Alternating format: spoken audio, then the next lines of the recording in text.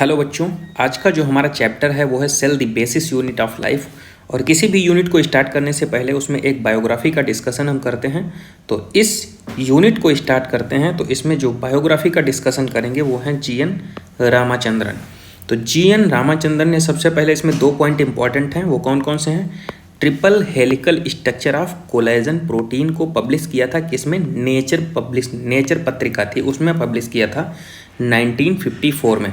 तो triple helical structure of किस protein का, कोलेजन, और किस में पब्लिश किया था, नेचर पत्रिका थी, और कब, 1954 में। तो ये 3 पॉइंट हो गए एक लाइन में। दूसरा क्या है, जी.एन. रामाचंद्रन मिले थे लाइनस पॉलिंग से और डीपली इन्फ्लुएंस्ड हो गए थे। क्यों, वो अपना वर्क कर रहे थे किस पे, alpha helix beta sheet structure of collagen protein. तो यहाँ पे एक चीज़ और लिख सकता है, यहाँ पे ये alpha helix beta sheet structure जो है वो सेकेंडरी स्ट्रक्चर है प्रोटीन की। क्लियर। तो क्वेश्चन में पूछ सकता है प्राइमरी स्ट्रक्चर है सेकेंडरी स्ट्रक्चर, तो alpha helix and beta seated structure जो होती है वो सेकेंडरी स्ट्रक्चर होती है। तो ऐसे भी आपसे क्वेश्चन पूछ सकता है, तो तैयार रहिए इसके लिए। नेक्स्ट देखो, यहाँ पे आप चैप्टर की स्टार्टिंग करते हैं, cell the basis unit of life.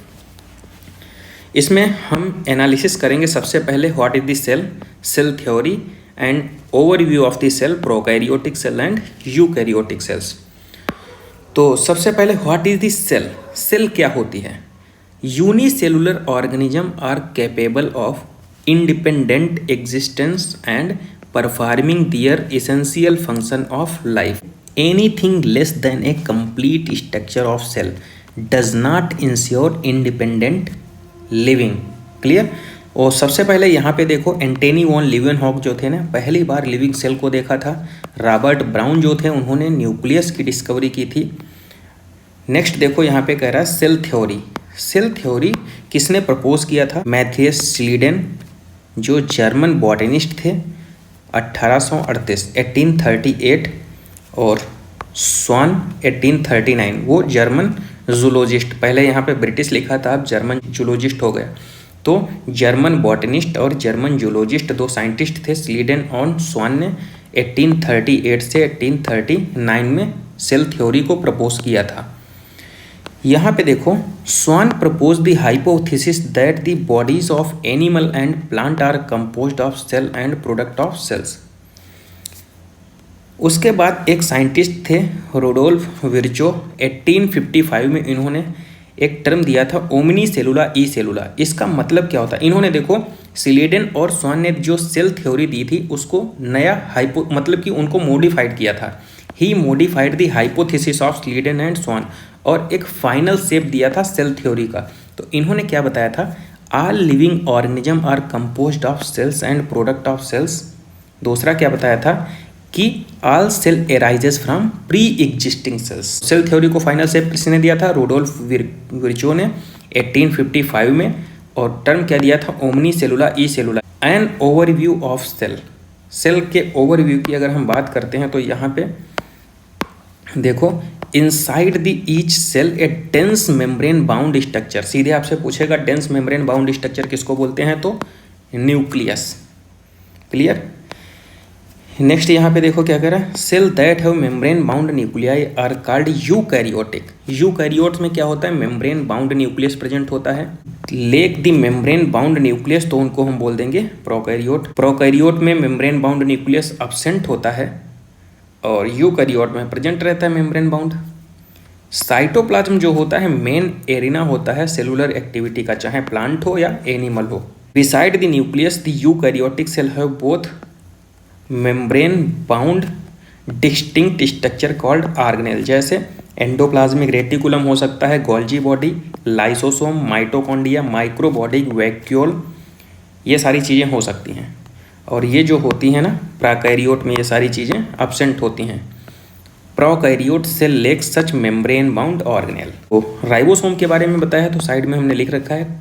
Ribosome कहाँ कहाँ पाए जा सकते हैं, क्लोरोप्लास्ट, माइटोकॉन्ड्रिया और रफ एंडोप्लाज्मिक रेटिकुलम। तो राइबोसोम जो होते हैं नॉन मेम्ब्रेन बाउंड ऑर्गेनेल होते हैं, प्रोकैरियोट और यूकैरियोट दोनों में पाए जा सकते हैं। Ribosome are not only found in cytoplasm but also within 2 organelle, जैसे क्लोरोप्लास्ट इन प्लांट और mitochondria and on the endoplasmic reticulum, rough endoplasmic reticulum, वही हमने ये लिख रखा है साइड में। यहाँ पे एनिमल सेल के अंदर नॉन मेम्ब्रेन बाउंड ऑर्गेनेल जो होता है सेंट्रोसोम, और सेंट्रोसोम का फंक्शन क्या होता है, सेल डिवीजन। क्लियर, जहाँ की सेल डिवाइड नहीं करते हैं, जैसे न्यूरॉन्स हो गया, तो सेंट्रियोल उसमें नहीं पाया जाएगा। नेक्स्ट देखो माइकोप्लाज्मा का साइज लिखा है, स्मॉलेस्ट सेल होती है 0.3 माइक्रोमीटर इन लेंथ।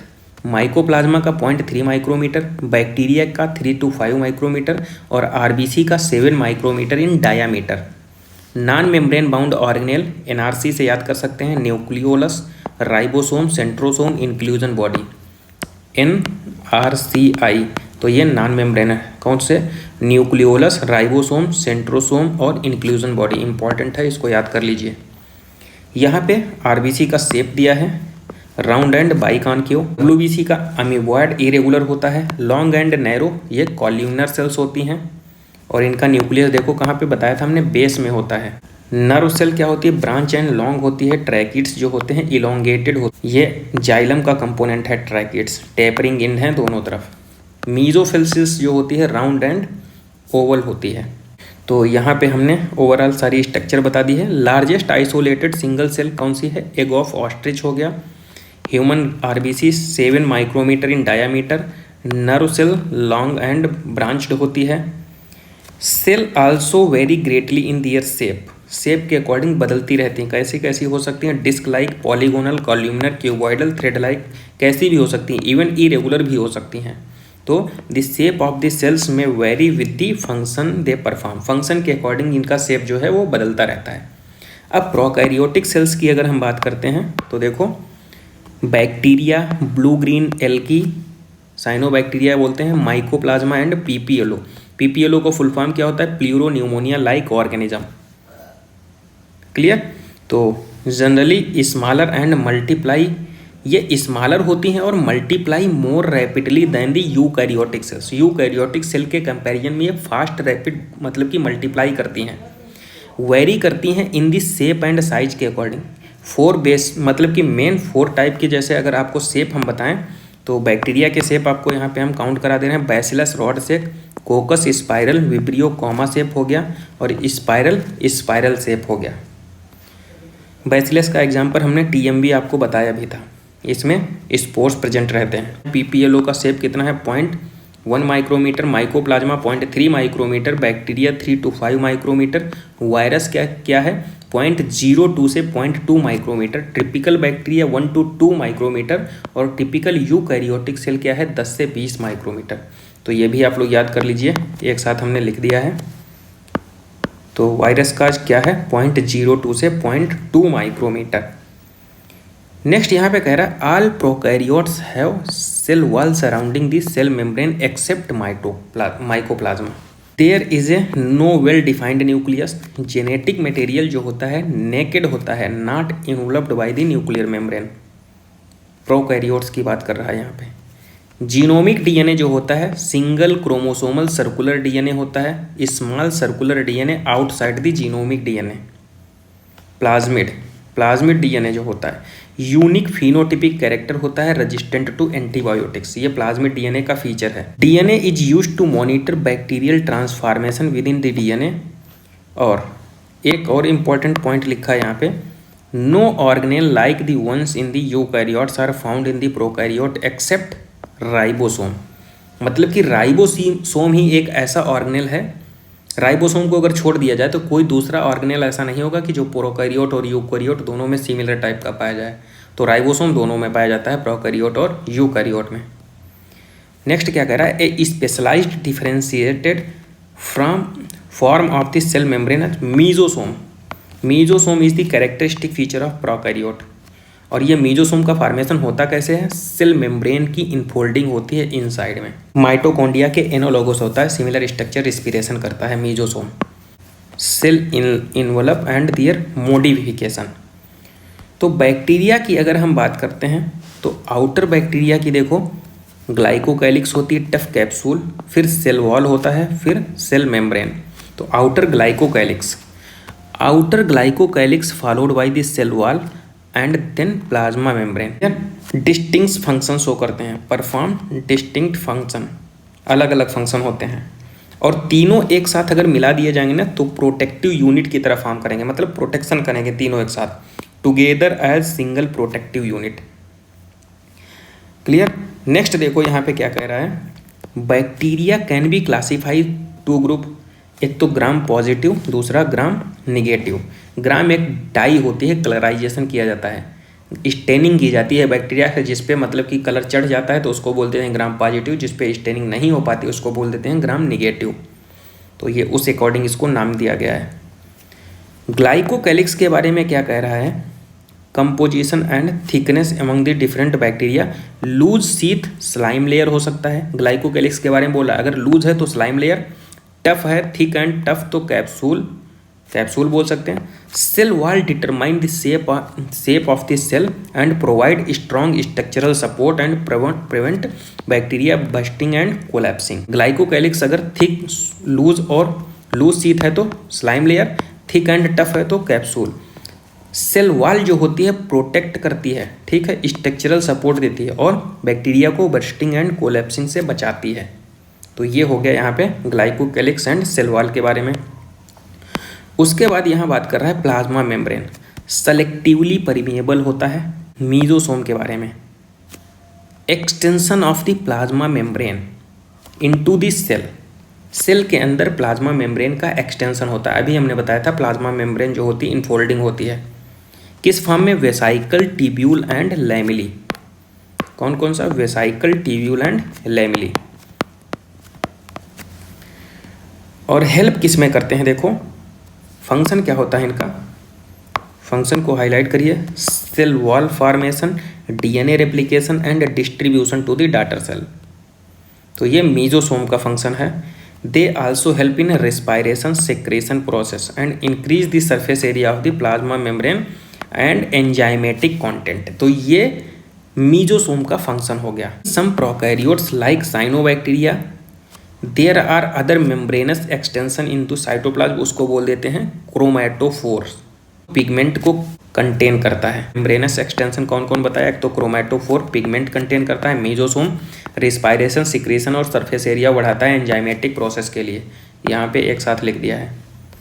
क्रोमैटोफोर्स किस में होता है, ब्लू ग्रीन एल्गी प्रोकैरियोट्स में। कि बैक्टीरिया सेल में be motile and non motile, motile कब होगी, जब फ्लैजिला प्रेजेंट होंगे।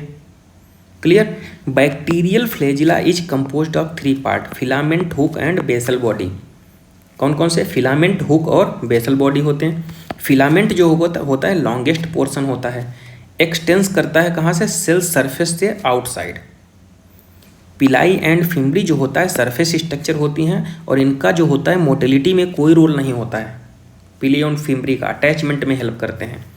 पिलाई आर इलोंगेटेड ट्यूबुलर स्ट्रक्चर और जो कि बनी होती है स्पेशल प्रोटीन से। Fimbriae are small bristle like structure, ठीक है, सराउंड दी सेल। ये अटैचमेंट प्रोवाइड करती हैं बैक्टीरिया को, जैसे किसी पहाड़ी में जैसे नीचे होता है चिपक जाते हैं तो वो पिलाई और फिम्बरी का फंक्शन होता है अटैचमेंट, लेकिन मोटिलिटी का फिलामेंट का फंक्शन होता है। तो याद रखना पिलाई एंड फिम्बरी का फंक्शन जो होता है मोटिलिटी नहीं होता है। पिलाई कैसी है, इलोंगेटेड ट्यूबुलर स्ट्रक्चर, फिम्बरी है ब्रिस्टल लाइक स्ट्रक्चर, अटैचमेंट में हेल्प करते हैं। अब यहाँ पे बात करते हैं हम राइबोसोम। तो ribosome and inclusion body. Ribosome जो होता है उसका डायामीटर कितना होता है, 15 से 20 नैनोमीटर साइज होता है। 70S हो सकते हैं और 80S। 70S की यूनिट लार्ज सब यूनिट कैसी होती है, 50S और 30S, और जो 80S बनाता है वो 60 एंड 40S। एक चीज़ और याद रखिए, जैसे ये स्मॉलर सब यूनिट है और ये लार्जर सब यूनिट है, ठीक है, तो इनको आपस में जोड़ता कौन है, मैग्नीशियम आयन। तो ये भी याद रखिए, मैग्नीशियम आयन की स्मॉलर और लार्जर सब यूनिट को जोड़ता है। नेक्स्ट देखो, ribosome are the site of protein synthesis. Prokaryote में 70S राइबोसोम पाए जाएंगे, यूकैरियोट में 80S राइबोसोम पाए जाएंगे। नेक्स्ट लाइन बहुत इंपॉर्टेंट है, देखो क्या कह रहा है, सेवरल राइबोसोम में attach to the single mRNA। जैसे ये सिंगल mRNA है, इस पर बहुत सारे राइबोसोम जो है अटैच हैं, तो इसको हम बोल देते हैं क्या, पॉलीसोम। क्लियर। तो पॉलीसोम या पॉलीराइबोसोम बोलते हैं। The ribosome of the polysome translate the mRNA into protein. mRNA को प्रोटीन में कन्वर्ट करता है। अब इंक्लूजन बॉडी की अगर हम बात करते हैं, इंक्लूजन बॉडी रिजर्व मटेरियल होते हैं प्रोकैरियोट सेल के अंदर, not bound by any membrane. अभी हमने NRCI से याद कराया था, नॉन मेम्ब्रेन बाउंड स्ट्रक्चर। कौन कौन से हो सकते हैं? Phosphate granules, cyanophycean granules, glycogen granules. Next यहाँ पे कह रहा है गैस वैक्यूल। तो गैस वैक्यूल जो होती है किस में पाई जाती है? Blue green algae, purple and green photosynthetic bacteria में। क्लियर? तो इंक्लूजन बॉडी में क्या याद करना है? रिजर्व फूड मटेरियल होता है प्रोकैरियोटिक सेल के अंदर, नॉट मेम्ब्रेन बाउंड स्ट्रक्चर होती है, और phosphate granules, cyanophycean granules, glycogen granules. और गैस वैक्यूल की अगर हम बात करते हैं तो blue green, purple green photosynthetic bacteria में पाई जाएगी। तो साइड में हमने लिख रखा है गैस वैक्यूल किसमें? Blue green, purple and green photosynthetic bacteria में पाई जाएगी। इंक्लूजन बॉडी जो होती है प्रोकैरियोट्स में होती है, reserve food material, phosphate granules, cyanophycean and glycogen granules. अब यहाँ पे हम बात करते हैं यूकैरियोट्स, यूकैरियोटिक सेल्स की। तो यूकैरियोटिक सेल्स में देखो एक्सटेंसिव कंपार्टमेंटलाइजेशन होता है साइटोप्लाज्म के अंदर। हर एक ऑर्गेनेल अलग अलग डिस्टिंक्ट होता है, कंपार्टमेंट टाइप का बना रहता है। मेम्ब्रेन बाउंड ऑर्गेनेल होते हैं। Clear? All eukaryotic cells are not identical, एक जैसी नहीं रहती हैं। Plastid and the large centre vacuole which are absent in animal, animal के अंदर एब्सेंट रहता है प्लास्टिड और लार्ज वैक्यूल। तो लार्ज वैक्यूल किसका फीचर है? यूकैरियोटिक सेल का। एनिमल सेल के पास सेंट्रियोल होता है जो कि प्लांट सेल के पास एब्सेंट रहता है। नेक्स्ट यहाँ पे देखो ये फिगर बना हुआ है, और ये पहला है प्लांट सेल का, दूसरा है एनिमल सेल का। तो आप लोग इसको यहाँ पे देखो, प्लांट सेल में लार्ज वैक्यूल है, एनिमल सेल में नहीं है। तो ऐसे आप लोग इसको एक बार देख सकते हैं। नेक्स्ट यहाँ पे देखो सेल मेम्ब्रेन की अगर हम बात करते हैं तो सेल मेम्ब्रेन लिपिड और प्रोटीन की बनी होती है। मेजर लिपिड फास्फोलिपिड होता है। लिपिड बाइलेयर के फॉर्म में रहता है। Clear? The lipid are arranged within the membrane by polar head होता है इसका, और हाइड्रोफोबिक टेल होती है। पोलर हेड आउटर साइड में रहता है और हाइड्रोफोबिक टेल जो होती है इनर साइड में। इस टाइप से स्ट्रक्चर देखा होगा आपने। ये लिपिड बाइलेयर है। क्लियर? और ये इसकी टेल है इनसाइड। ठीक है? तो ये इनसाइड इसकी टेल है। ये पोलर हेड है, पोलर हेड, और ये आउटसाइड में है, और हाइड्रोफोबिक टेल है। हाइड्रोफोबिक टेल ये इनसाइड में है। तो यही बोल रहा है यहाँ पे देखो कि lipid are arranged within the membrane with the polar head outside, और हाइड्रोफोबिक टेल जो होती है वो इनसाइड होती है। नॉन पोलर टेल जो होती है saturated hydrocarbon is protected from the aqueous environment. Phospholipid membrane also contain cholesterol को भी रखती है यहाँ पे। क्लियर? तो साइड में हमने लिख रखा है सेल मेम्ब्रेन लिपिड और प्रोटीन से बनी होती है। फास्फोलिपिड, कोलेस्ट्रॉल, प्रोटीन जो होता है 52% होती है, लिपिड 40% होता है। नेक्स्ट यहाँ पे देखो प्रोटीन जो है 52% और लिपिड 40%। ये लाइन बहुत इंपॉर्टेंट है, इसको अच्छे से याद कर लीजिए। ease of excretion, depending on the ease of extraction, membrane protein can be classified integral and peripheral। किसके बेसिस पे? ease of extraction। peripheral protein lies on the surface of the membrane while the integral protein partially or totally buried in the membrane। Clear? तो ये जरूर याद रखिए, ease of extraction इसके basis पे integral और एंड पेरीफेरल। क्लियर? तो ये बहुत इंपॉर्टेंट क्वेश्चन है। उसके बाद ये fluid mosaic model of plasma membrane, ये शुगर है, देखो सर्किल लाइक स्ट्रक्चर है पहचानने की। ये पेरीफेरल प्रोटीन हो गई, ये इंटीग्रल प्रोटीन है इनसाइड में, ये फास्फोलिपिड बाइलेयर हो गया, ये कोलेस्ट्रॉल। उसके बाद हम बात करते हैं सिंगर एंड निकोलसन 1972 में फ्लूइड मोज़ेक मॉडल दिया था, और बताया था इन्होंने, इनके अकॉर्डिंग क्या था, quasi fluid nature of the lipids enable lateral movement of the protein within the lipid bilayer. Clear. Ability to move within the membrane is measured as fluidity. यहाँ पे देखो प्लाज्मा मेम्ब्रेन के बारे में बोल रहा है, selectively permeable होता है, मतलब कि कुछ चीज़ों को ही यहाँ पे ट्रांसपोर्ट करता है इधर उधर, इसीलिए बोल दिया गया है selectively permeable. Without any requirement of energy, मतलब कि पैसिव ट्रांसपोर्ट की बात कर रहा है। अगर एक्टिव में तो एनर्जी की रिक्वायरमेंट होती है। न्यूट्रल सोल्यूट में move across the membrane by the process of simple diffusion along the concentration gradient. High concentration से लो कंसंट्रेशन की तरफ वाटर का मूवमेंट होता है। तो ऑस्मोसिस की भी बात कर रहा है यहाँ पे। वाटर मूवमेंट कहाँ पे कहाँ तक होगा, हाई कंसंट्रेशन से लो कंसंट्रेशन की तरफ through the semi permeable membrane, तो बोल देंगे हम osmosis. Polar molecule can not pass through the non polar lipid bilayer, they require certain protein. देखो पोलर मॉलिक्यूल जो होता है लिपिड बाइलेयर से ट्रांसपोर्ट नहीं हो पाती है, तो उसके लिए कुछ प्रोटीन की रिक्वायरमेंट होती है, और अगर प्रोटीन की रिक्वायरमेंट होगी तो उसको बोल देंगे हम फैसिलिटेट ट्रांसपोर्ट। क्लियर। तब क्या होगा, against their concentration gradient. Sodium potassium pump active transport का एग्जाम्पल है। उसके बाद हम बात कर रहे हैं यहाँ पे सेल वॉल। सेल वॉल जो होती है शेप प्रोवाइड करती है, not only give shape, they also protect this cell from the mechanical and damage and the infection. Cell को सेल से जोड़ती है and provide barrier to the undesirable micromolecule. यहाँ पे एक चीज़ इंपॉर्टेंट लिखी है, उसको हाईलाइट करिए।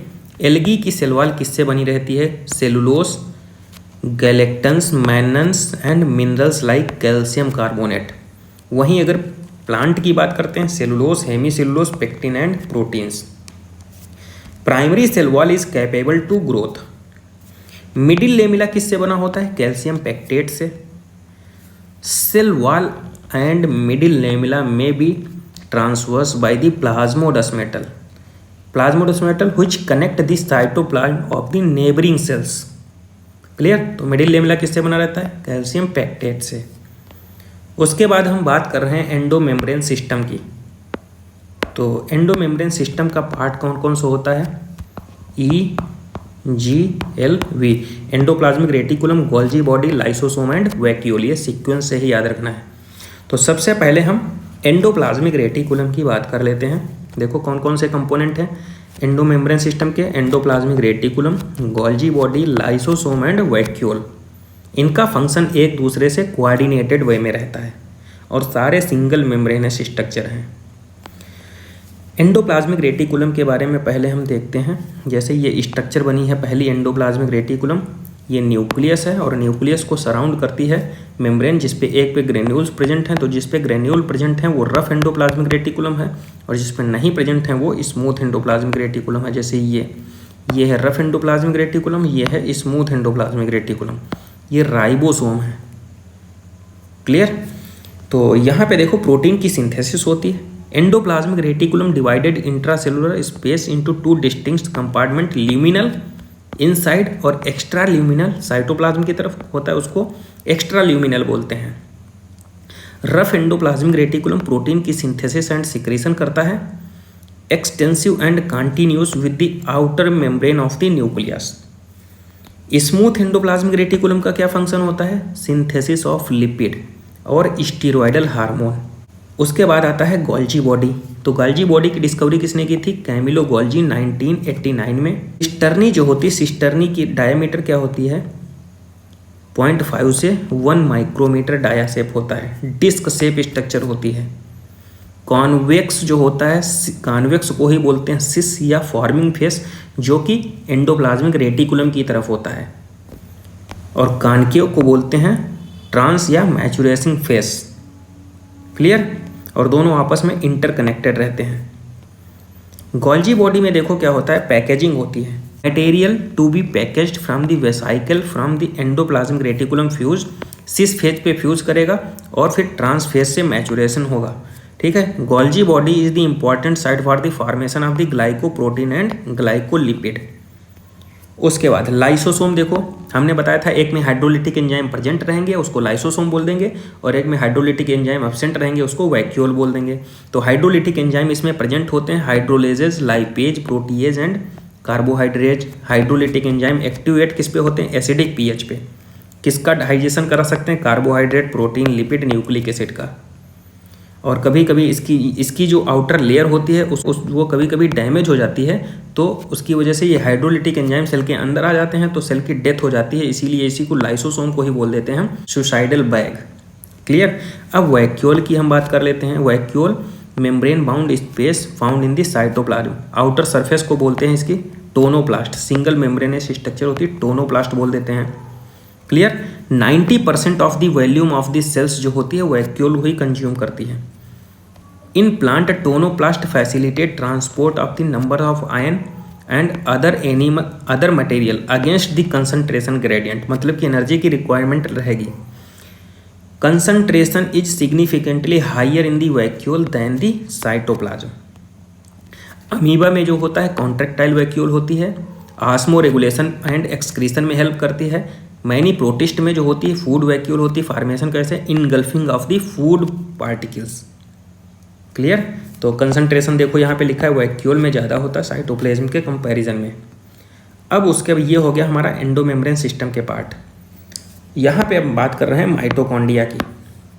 Mitochondria, the number of mitochondria per cell variable depending on the physiological activity of the cell.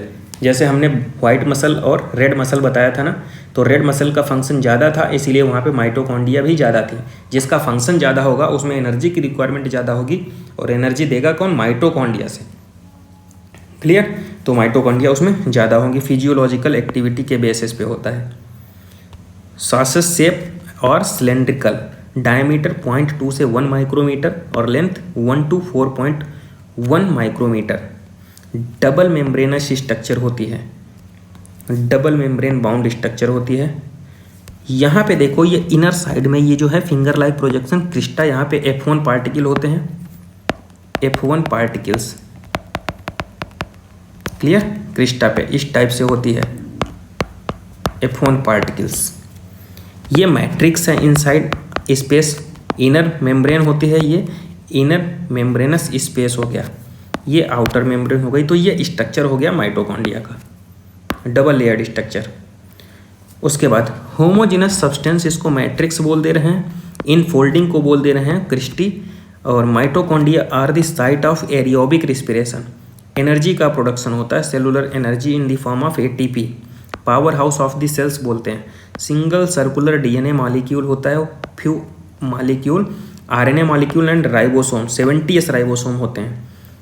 Component required for the synthesis of protein, ribosome की बात कर रहा है। और इसमें डिवीजन कैसे होता है? Mainly by the fission, mainly by the fission.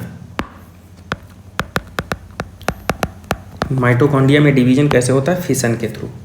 तो ये हो गया यहाँ पे माइटोकॉन्ड्रिया। अब हम यहाँ पे बात कर रहे हैं प्लास्टिड के बारे में, क्लोरोप्लास्ट।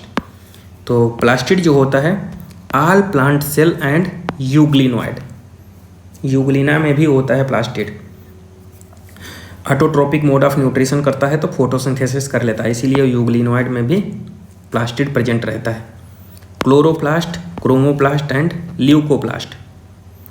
क्लोरोप्लास्ट जो होता है क्लोरोफिल एंड कैरोटिनॉइड प्रेजेंट रहता है, क्रोमोप्लास्ट में कैरोटीन और जेंथोफिल प्रेजेंट रहता है। ल्यूकोप्लास्ट जो होते हैं कलरलेस होते हैं। ल्यूकोप्लास्ट कलरलेस होते हैं तो फंक्शन किस में होता है? उसमें स्टोरेज में, जैसे amyloplast, elaioplast and aleuroplast. Clear. हमने यहाँ पे लिख दिया ल्यूकोप्लास्ट कलरलेस होते हैं तो स्टोरेज करते हैं। एमाइलोप्लास्ट जो होता है स्टार्च का स्टोरेज, जैसे एमाइलेज। इलियोप्लास्ट ऑयल या फैट का। एल्यूरोप्लास्ट प्रोटीन, एल्यूरान प्रोटीन से याद कर सकते हैं। क्लियर। अब यहाँ पे देखो ये स्ट्रक्चर बनी हुई, ये स्ट्रोमा है, ये स्ट्रोमा लेमिली आपस में ज्वाइंट कर रहा है। ठीक है। ये थैलाकॉइड है, कॉइन लाइक स्ट्रक्चर, और बहुत सारे थैलाकॉइड आपस में ज्वाइंट होकर ग्रेना बना लेते हैं। ये इनर मेम्ब्रेन है, ये आउटर मेम्ब्रेन है। क्लोरोप्लास्ट की बात कर रहा है तो कहाँ पे? Mesophyll cell of the leaf में पाया जाएगा। क्लियर। लेंथ 5 से 10 माइक्रोमीटर, विथ 2 से 4 माइक्रोमीटर होता है। एक मतलब कि 1 पर सेल, तो क्लेमाइडोमोनास की बात कर रहा है। और ग्रीन एल्गी में कितने 20 से 40% मीजोफिल्म है। ठीक है, तो वेरिएबल होता है ये माइटोकॉन्ड्रिया की तरह। माइटोकॉन्ड्रिया और क्लोरोप्लास्ट दोनों जो होते हैं डबल मेम्ब्रेनस बाउंड स्ट्रक्चर होते हैं। इनर क्लोरोप्लास्ट मेम्ब्रेन जो होती है रिलेटिवली लेस परमिएबल होती है। यहाँ पे लिख भी लीजिए, इनर जो होती है लेस परमिएबल, इनर जो होती है लेस परमिएबल होती है। उसके बाद space limited by the inner membrane of the chloroplast, उसको स्ट्रोमा बोल देते हैं। और फ्लैटेंड मेम्ब्रेनस सैक को थैलाकॉइड बोलते हैं।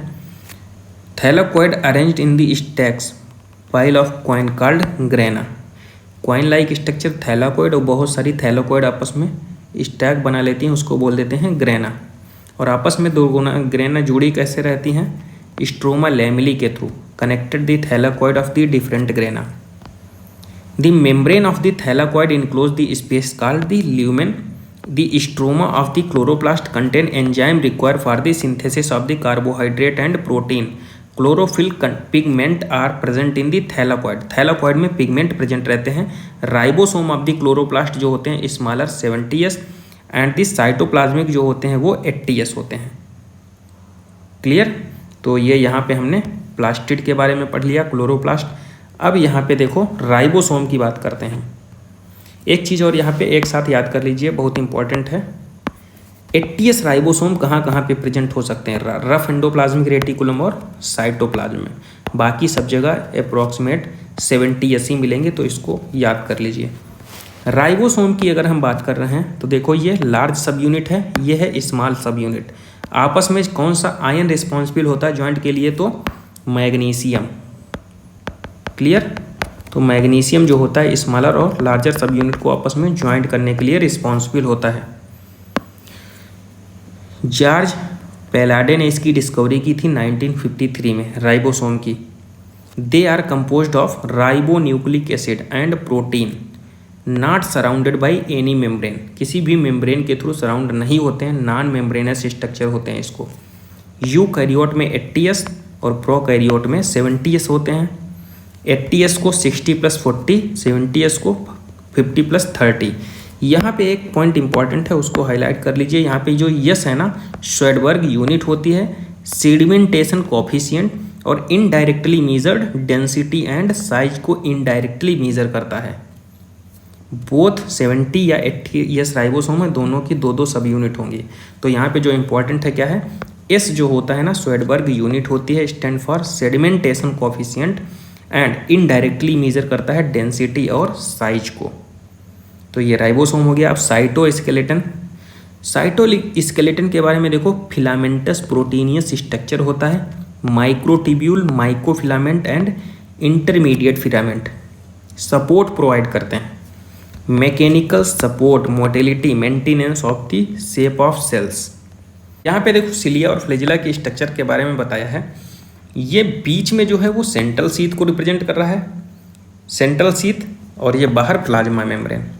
ये जो डबल स्ट्रक्चर दी गई है ना, ये 9 स्ट्रक्चर हैं, तो 9+2 इसमें अरेंजमेंट होता है। ठीक है, माइक्रोट्यूब्यूल होती है, 9+2 का अरेंजमेंट। बीच में सिंगल सिंगल है, तो कितनी हो गई 18+2, तो 20 माइक्रोट्यूब्यूल प्रेजेंट होती हैं। 9+2 के फॉर्म में ये, और 2 सिंगलेट हैं, तो 20 माइक्रोट्यूब्यूल प्रेजेंट होती हैं। और ये आपस में जुड़ी किससे रहती हैं? इंटर डबलेट ब्रिज के थ्रू, इन्हीं को लिंकर बोल देते हैं। क्लियर? तो माइक्रोट्यूब्यूल का नंबर 20 हो गया, और बीच में ये सेंट्रल माइक्रोट्यूब्यूल है, सिंगलेट। और ये क्या चीज़ है? रेडियल स्पोक है, 9 रेडियल स्पोक है यहाँ पे सिलिया और फ्लैजिला के बारे में बता रहे हैं हम। देखो 20 माइक्रोट्यूब्यूल तो बता ही दिया ऑलरेडी। स्ट्रक्चरली डिफरेंट होती हैं। Prokaryotic bacteria also possess flagella but structurally different from the eukaryotic flagella. Structurally difference होते हैं। सिलिया जो होती हैं work like oars causing movement either the cell surrounding the fluid. Clear? और फ्लैजिला हेयर लाइक होते हैं। The core called axoneme possess a number of microtubule running parallel to the along axis। 9+2 arrangement होता है microtubules का। 9 radial spoke होती हैं, आपस में interconnected by the linker. Both the cilia and flagellum emerge from the centriole like structure, जिसको हम basal body बोल देते हैं। उसके बाद ये है centrosome and centriole. Centrosome cylindrical structure होती है, surrounded by the amorphous pericentriolar material. Centriole in the centrosome like perpendicular cart wheel like structure होती है। Clear. 9 peripheral fibril tubulin protein की बनी होती हैं। पेरीफेरल फाइब्रिल ट्रिपलेट होती हैं। Central part of the proximal region of the centriole is also proteinaceous called hub. Proteinaceous structure जो होती है उसको हब बोल देते हैं, और कनेक्टेड होती हैं स्पोक के थ्रू, रेडियल स्पोक के थ्रू। This centriole form the basal body of the cilia और फ्लैजिला। सेंट्रियोल जो होता है सेल डिवीजन में हेल्प करता है एनिमल के अंदर, प्लांट में ये अब्सेंट रहता है। नेक्स्ट यहाँ पे न्यूक्लियस के बारे में देखो। न्यूक्लियस रॉबर्ट ब्राउन ने इसकी डिस्कवरी की थी 1831 में। Basic dye was given name as chromatin, Flemming के थ्रू स्टेन किया गया था, बेसिक डाई के थ्रू। ठीक है, फ्लेमिंग ने इसको स्टेन किया था, क्रोमैटिन टर्म दिया था। इंटरफेज में जो होता है nucleus of a cell when it is not divided has highly extend and elaborate nucleoprotein fibre called chromatin. किस फेज में? इंटरफेज में। 10 से 50 नैनोमीटर इसका पेरी न्यूक्लियर स्पेस होता है। अब देखो, outer membrane usually remain continuous with the endoplasmic reticulum. अभी हमने एंडो मेम्ब्रेन सिस्टम पढ़ रहे थे, तो इसको सराउंड कर रहा था एंडोप्लाज्मिक रेटिकुलम। क्लियर। तो आउटर मेम्ब्रेन जो होती है सराउंड करती है एंडोप्लाज्मिक रेटिकुलम को। Nuclear pore are the passage through which movement RNA and protein molecule take both direction, दोनों डायरेक्शन में आ जा सकते हैं, between the nucleus and the cytoplasm. Clear. तो बोथ डायरेक्शन इसको याद रखिए। Lack nucleus erythrocyte and sieve tube element enucleated condition होती है, इसको याद रखिए अच्छे से, हमने बताया कई बार। किसमें किसमें न्यूक्लियस अब्सेंट होगा? इरेक्थ्रोसाइट में और सीयू ट्यूब एलिमेंट। इरेक्थ्रोसाइट और सीयू ट्यूब एलिमेंट। न्यूक्लियोप्लाज्म की अगर हम बात करते हैं, nucleoplasm contain nucleolus and chromatin. Non membrane bound structure, active ribosomal synthesis, तो न्यूक्लियोलस की बात कर रहा है यहाँ पे। Nucleolus, active ribosomal synthesis, non membrane bound structure तो न्यूक्लियोलस। क्रोमैटिन में क्या हो सकता है? डीएनए, आरएनए, हिस्टोन और नॉन हिस्टोन प्रोटीन प्रेजेंट हो सकती है। ये क्रोमोसोम है। क्लियर। तो ये बीच वाला जो है वो सेंट्रोमियर हो गया, और सराउंड में क्रोमैटिन फाइबर जिससे अटैच रहते हैं, सेल डिवीजन सेपरेशन होता है, वो क्या है? काइनेटोकोर। क्लियर। और उसके बाद देखो 2 क्रोमैटिड हैं और 4 आर्म हैं, 1 2 3 4 आर्म हो गई इसकी। उसके बाद यहाँ पे देखो शेप दिया गया है, position of the centromere. Centromere की पोजीशन के बेस पे जो होता है क्रोमोसोम को क्लासीफाई किया गया है। ये सेंट्रोमियर है, सेंट्रोमियर की शिफ्टिंग कराएंगे हम। मेटासेंट्रिक में क्या है? Middle centromere. देखो सब मेटासेंट्रिक में क्या है? Slightly away, slightly away. Acrocentric में क्या कह रहा है? देखो centromere is situated close to the its end forming one extreme short end one extreme long. तो ये दोनों बेसिकली ये एक्रोसेंट्रिक हैं, यहाँ पे टीलोसेंट्रिक दे रहा है। और अगर टीलोसेंट्रिक की बात कर रहा है तो टर्मिनल सेंट्रोमियर, टर्मिनल, ये टीलोसेंट्रिक की टर्मिनल वाला। ठीक है। तो क्या क्या हमने बताया? मिडिल में होगा तो मेटासेंट्रिक, स्लाइटली अवे तो सब मेटासेंट्रिक, और one extremely large, one extremely short तो बोलेंगे एक्रोसेंट्रिक, और टर्मिनल एंड पे होगा तो बोलेंगे टीलोसेंट्रिक। सेकेंडरी कॉन्स्ट्रिक्शन किस में देखने को मिल रहा है? मेटासेंट्रिक में, satellite DNA. Few chromosome have non staining secondary constriction और this give appearance of small fragment called satellite. Microbodies की अगर हम बात कर रहे हैं तो मेम्ब्रेन बाउंड माइन्यूट वेसाइकल्स होते हैं। They contain various enzyme both plant and animals. तो यहाँ पे हमने overall cell the unit of life chapter को complete NCERT line to line analysis कर लिया है। आई होप ये वीडियो आपको अच्छा लगेगा और इसके सारे क्वेश्चंस आपसे बन जाएंगे। वीडियो अच्छा लगा है तो वीडियो को लाइक कीजिए, चैनल को सब्सक्राइब नहीं किया है तो चैनल को सब्सक्राइब कर लीजिए। लेक्चर से रिलेटेड अगर कोई क्वेरी है तो कमेंट बॉक्स में ज़रूर कमेंट कीजिए।